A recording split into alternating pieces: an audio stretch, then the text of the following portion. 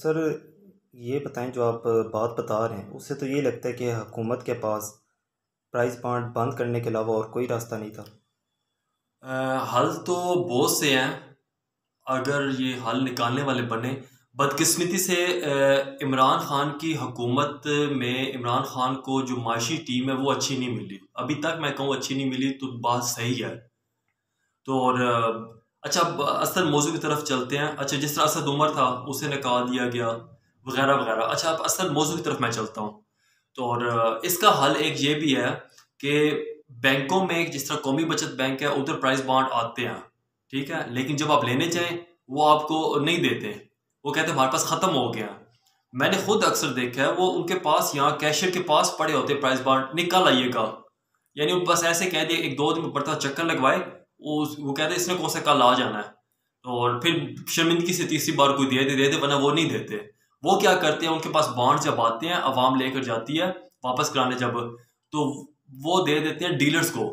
Dealer से पैसे वसूल करते हैं ये लोग। तो हुकूमत को इनके खिलाफ एक्शन लेना चाहिए। तो उसका और भी मैकेनिज्म बन सकता है। एक मैकेनिज्म ये भी बन सकता है कि शनाख्ती कार्ड पर प्राइस बॉन्ड का इजरा किया जाए।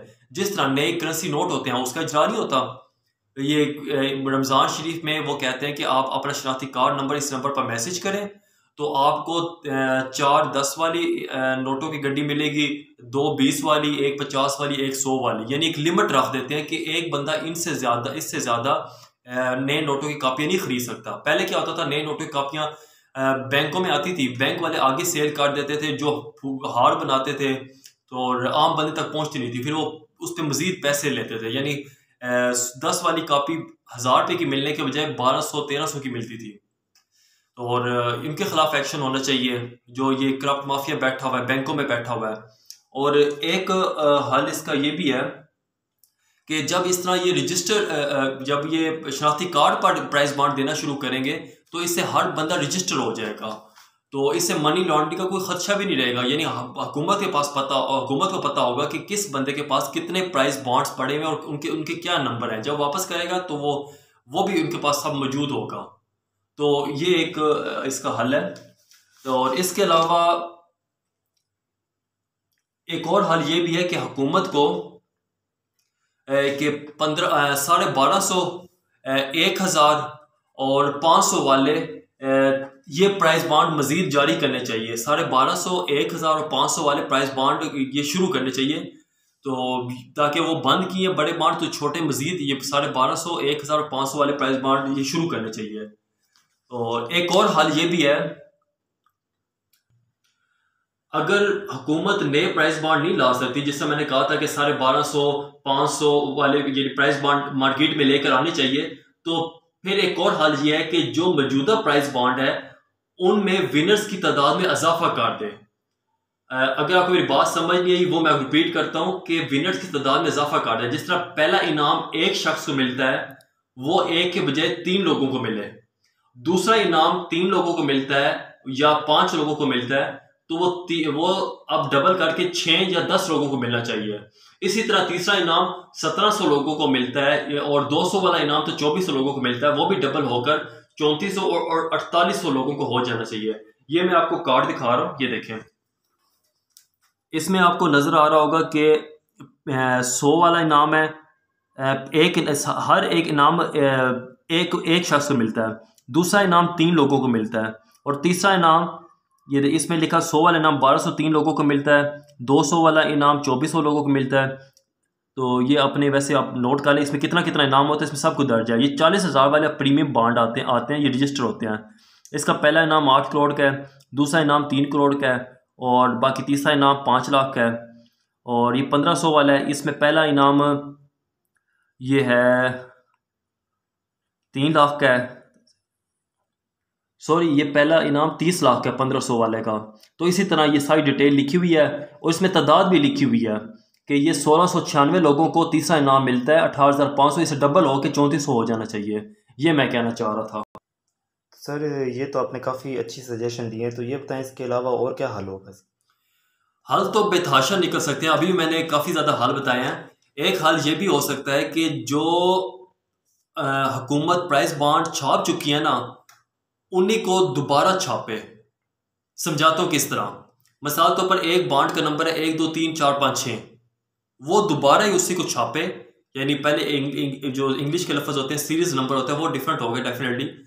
तो आपको अगर मेरी बात समझ नहीं है मैं दोबारा रिपीट करता हूँ। अब ये मेरे पास ये प्राइस बॉन्ड है, इनका नंबर देखें 691 607, ये आपको दोनों एक ही नंबर नज़र आ रहे हैं। ये 100 वाला प्राइस बॉन्ड है, ठीक है, लेकिन सिर्फ AP लिखा हुआ है, इसमें AJ लिखा हुआ है। ये पेशावर का है और ये कराची से जुड़ा हुआ है, दोनों एक ही डेट को इशू हुए हैं 6 मार्च 2013 को। इसके बाद ये मेरे पास दूसरा भी है, इसका है नंबर है 691 618। तो 691 618 ये भी एक ही नंबर के दो प्राइस बॉन्ड हैं। और ये 691 628 ये भी एक ही नंबर के दो प्राइस बॉन्ड है। अगर आप किसी डीलर के पास जाते हैं ना तो उससे कहते हैं कि यार हमें ना आज एक ही नंबर के 4 प्राइस बॉन्ड दे दे, वो आपको दे देगा। वो थोड़े चार्जेस लेते हैं, वो आपको दे देगा। कुछ लोग इसलिए भी लेते हैं कि अगर हमारा इनाम निकले तो बड़ा इनाम निकले। फर्ज क्या, एक इनाम निकलता है 1 लाख का, कोई इनाम है 1 लाख का, अगर उसने 4 एक जैसे नंबर वाले बॉन्ड्स लिए हैं तो फिर इसका मतलब है कि उसका 4 लाख का इनाम निकल आया। यानी अगर नंबर लगेगा तो फिर चारों पे इनाम मिलेगा। मैं यही बात समझाना चाह रहा हूँ कि हुकूमत जो पहले प्राइस बॉन्ड अगर वो जो नंबर छाप चुकी है उन्हीं को वो दोबारा नंबर यानी रिपीट करे, दोबारा उसके यानी छापे। अगर वो विनर ज़्यादा नहीं कर सकती, कोई इशू है तो ये काम तो कर सकती, पहले भी कर रही है तो, लेकिन ये इसके 2-3 कापियाँ मज़ीद छाप दे। तो इस तरीके से जो ये अभी मार्केट में बुढ़ान पड़ा हुआ है प्राइस बॉन्ड का, जो गरीब आवाम तक नहीं पहुंचा, उस पर काबू पाया जा सकता है। इसके अलावा स्टेट बैंक तकरीबन हर बड़े शहर में होना चाहिए, तकरीबन मैं कहता हूँ हर ज़िले में होना चाहिए। अगर स्टेट बैंक अक्सर बड़े बड़े शहरों में कोई नहीं है, इस वक्त मौजूद नहीं है, तो फिर लोगों ने तो डीलर्स के हाथे चढ़ना, जो प्राइस बॉन्ड डीलर्स हैं, तो वो फिर नाजायज़ फ़ायदा उठाते हैं, ज़्यादा चार्जेस लेते हैं आप लोगों से। तो प्राइस बॉन्ड जो डीलर्स से बचना है तो स्टेट बैंक हर ज़िले में होना चाहिए। और इसके अलावा स्टेट बैंक को अपना यूट्यूब चैनल बनाना चाहिए, सोशल मीडिया पे आए। ये क्या वेबसाइट तो बनाई भी है, लेकिन यूट्यूब चैनल पे आए, यूट्यूब चैनल पे वीडियो बनाए और वहाँ पे बताए कि नए और पुराने नोटों की पहचान क्या है, और जेली नोटों की पहचान क्या है, जेली प्राइस बॉन्ड की क्या पहचान है, कि प्राइस बॉन्ड आपने कैश कराना है कि वो किस तरीके से कैश करवा सकते हैं, आपने प्राइस बॉन्ड खरीदने हैं वो आप किस तरीके से खरीद सकते हैं। हत्ता कि छोटी से छोटी चीज़ जो स्टेट बैंक से रिलेटेड है वो उन्हें अपने यूट्यूब चैनल पे बतानी चाहिए। ट्विटर अकाउंट बनाए, फेसबुक पेज बनाए, उनके ऑफिशियल पेज होने चाहिए, जो है ही नहीं बदकिस्मती से। अब पता नहीं कब आएंगे ये, पाकिस्तान के काफ़ी अदारे बहुत पीछे हैं अभी इस वक्त। तो सर ये बताएं कि प्राइस बॉन्ड से हुकूमत को क्या फ़ायदा होता है? हुकूमत करेंसी नोटों पर कुरानंदाजी क्यों नहीं करती? गवर्नमेंट ऑफ पाकिस्तान एक ख़ास तादाद में नोट छाप सकती है, उससे ज़्यादा तादाद में नोट नहीं छाप सकती। अगर ज़्यादा छापेगी तो मुल्क में महंगाई बढ़ेगी। अब होता यह है कि हुकूमत को जब पैसों की ज़रूरत होती है वो फिर अवाम के पास जाती है कि बराए मेहरबानी हमें पैसा दें, हमें पैसों की ज़रूरत है, तो हमने कोई ये प्रोजेक्ट्स लगाने हैं। वो फिर बदले में प्राइस बॉन्ड का इजरा करती है, ठीक है। फिर जो उन्हें प्रोजेक्ट से जो मुनाफा होता है, जो हुकूमत प्लांट लगाती है, उसमें वो कुछ रकम इनाम की सूरत में अवाम तक पहुंचा देती है। ये प्राइस बॉन्ड का एक मकसद है। तो दूसरा सवाल आपने क्या पूछा था? सर करेंसी नोटों पर हुकूमत कुरानंदाजी क्यों नहीं करती? तो करेंसी नोटों पर कुरानंदाजी इस वजह से नहीं करती, उसकी एक वजह यह है कि फ़र्ज़ किया कि आपको पता लगे कि 100 वाले 10 वाला नोट है, सिंपल 10 वाले नोट की परसों कुरानंदाजी है, कि कोई भी शख्स 2 दिन तक तो कम से कम 10 वाला नोट तो खर्च ही नहीं करेगा। वो समझेगा पता नहीं परसों मेरा कोई 10 लाख का इनाम ना निकल आए, 10 लाख चोरे 10,000 का भी इनाम हो तो वो 10 वाला नोट 2 दिन तक खर्च ही नहीं करेगा। अब क्या होता है, ये 200 वाला प्राइस बॉन्ड है, आप मार्केट में अगर चले जाए एक हफ्ता पहले, जिस दिन कुरानंदाजी होनी है उससे एक हफ्ता पहले 200 वाला प्राइस बॉन्ड 207 रुपए का मिलता है।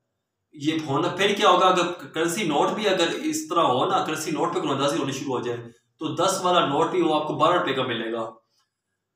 अब एक और एग्जाम्पल मिसाल देता हूँ। फर्ज किया आप पता लगता है कि 2 दिन बाद 1000 वाले नोट की कुरानंदाजी है, उसका टाइम आ गया, कोई भी शख्स 1,000 वाला नोट खर्च नहीं करेगा। मार्केट में जाते वक्त 10 वाले, 20 वाले, 50 वाले, 100 वाले नोट जेबों में डालेंगे, ठिप्पे डालेगा। तो आप खुद बताइए, क्या वो कैरी करना आसान है या ये ठिप्पे कैरी करना या ये बड़े नोट कैरी करना आसान होते हैं? बड़े नोट। यही वजह है कि नोटों पर कुलंदाजी नहीं होती, वरना ये नोट ब्लैक हो जाने, ये अवाम में नहीं आएंगे तो उल्टा महंगाई बढ़ेगी। तो इस वजह से प्राइस बांड का इजरा किया जाता है। आई होप आपको बिरार से मिल गया हो।